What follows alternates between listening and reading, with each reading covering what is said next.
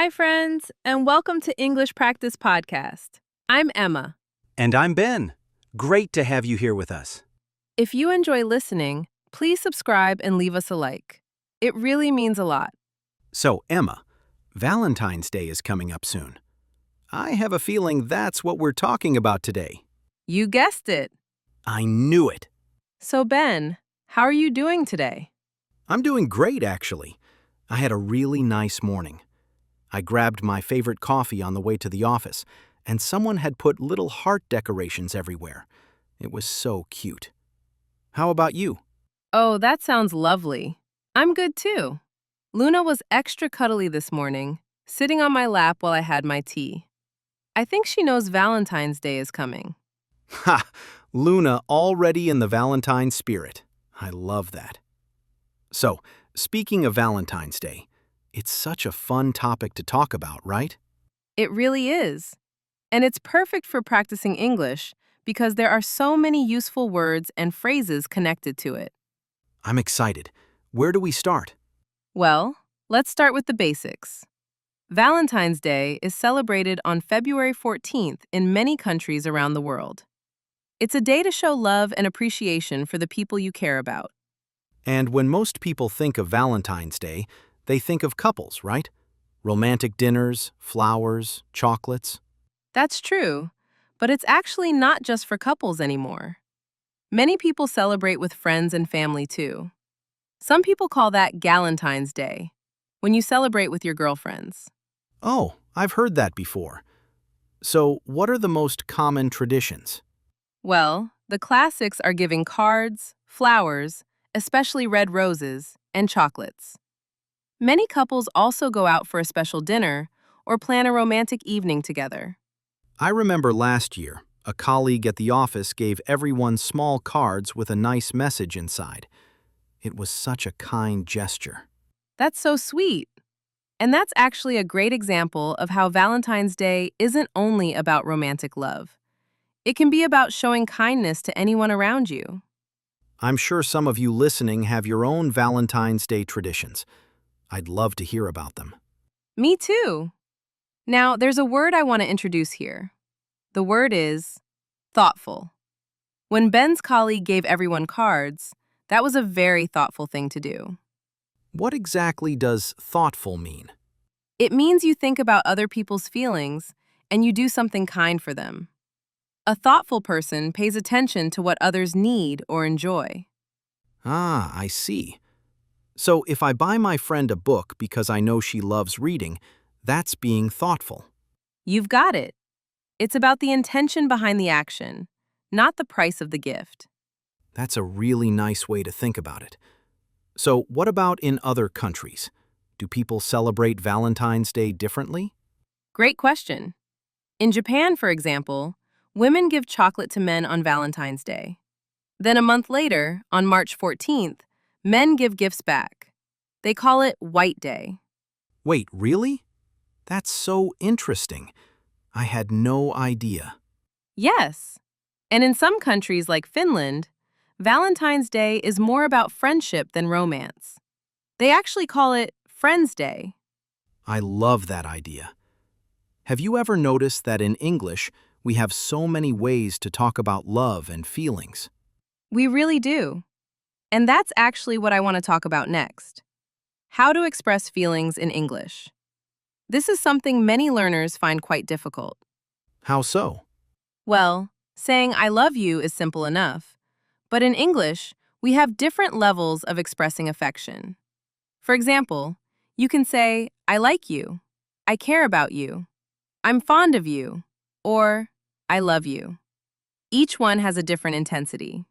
Right. So, I'm fond of you is softer than I love you. That's it.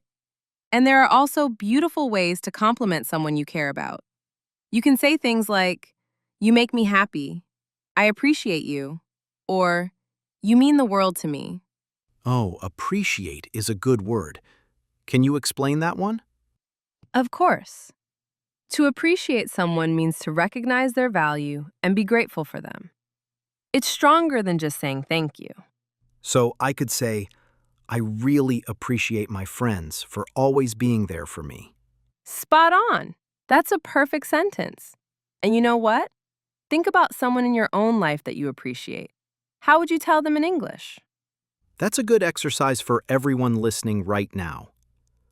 Now, are there any common mistakes learners make when talking about feelings?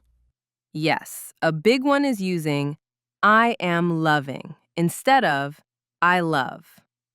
In English, we say I love in the simple present, not the continuous form. Oh, that makes sense now. Because love is a state, not an action you're doing right now. Precisely.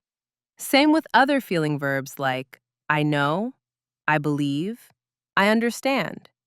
We don't usually use them with the ing form. Good to know. I wonder how many of you have made that mistake before. Don't worry, it's completely normal.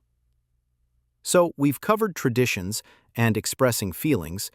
What else can we talk about? Let's practice talking about our own experiences. This is really useful because when you chat with English speakers, they'll often ask things like, what did you do for Valentine's Day? Or, do you have any plans? That's true. I think we've all been there, trying to describe something personal in English and getting a little stuck. So let me give you some useful phrases. To talk about past Valentine's Days, you can say, last year I, or one Valentine's Day I remember. And for future plans, you can say, this year I'm planning to, or I'm going to. Those are really handy. So, Emma, what about you? Do you have a favorite Valentine's Day memory? Well, last year I had a quiet evening at home with Luna. I made myself a nice cup of tea, put on a romantic movie, and just relaxed. Sometimes celebrating yourself is important too. For sure. Self-love is also love, right? It is. What about you, Ben? Any favorite memory? Actually, yes. A few years ago, I organized a surprise dinner for someone special. I cooked pasta, which is basically the only dish I can make well, and I decorated the table with candles. It was simple, but really nice. That sounds wonderful.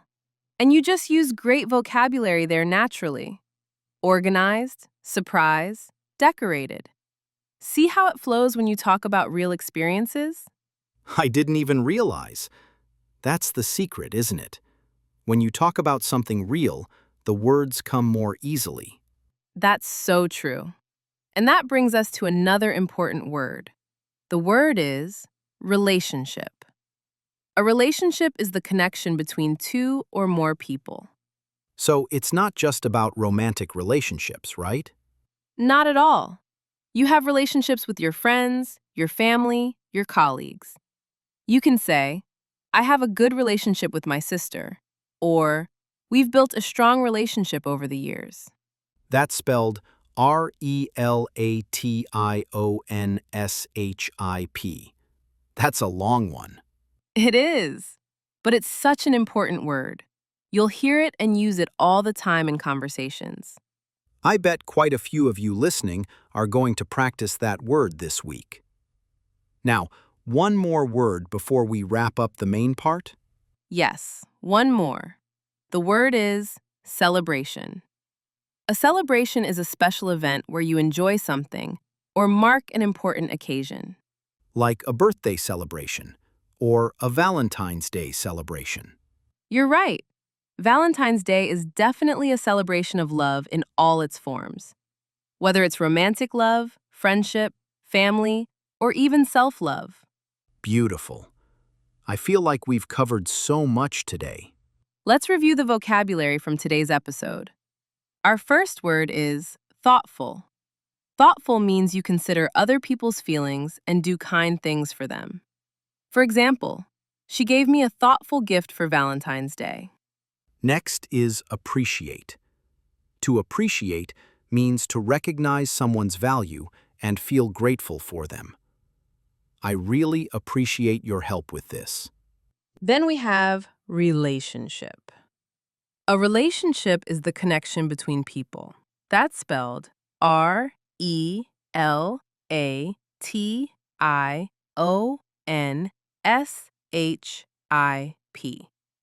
They have a wonderful relationship. Our fourth word is celebration. A celebration is a special event to enjoy an occasion. That's spelled Celebration.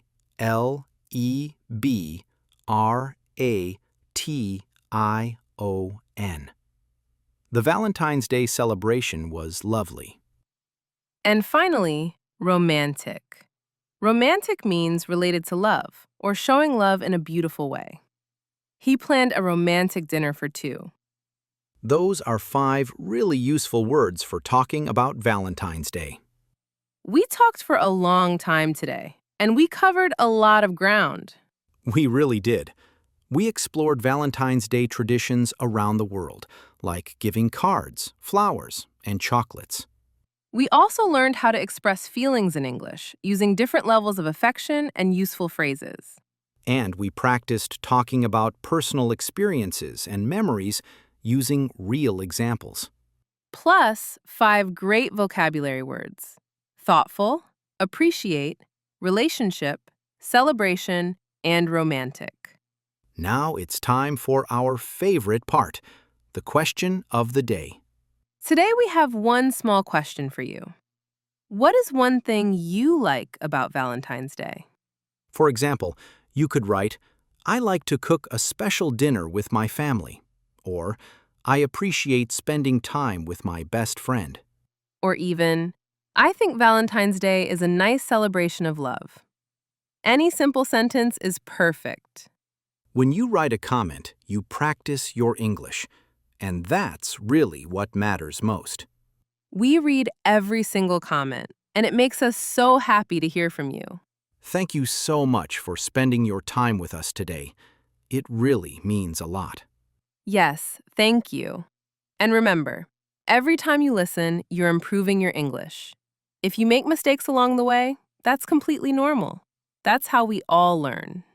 Don't forget to subscribe, hit the like button, and turn on the bell so you never miss an episode.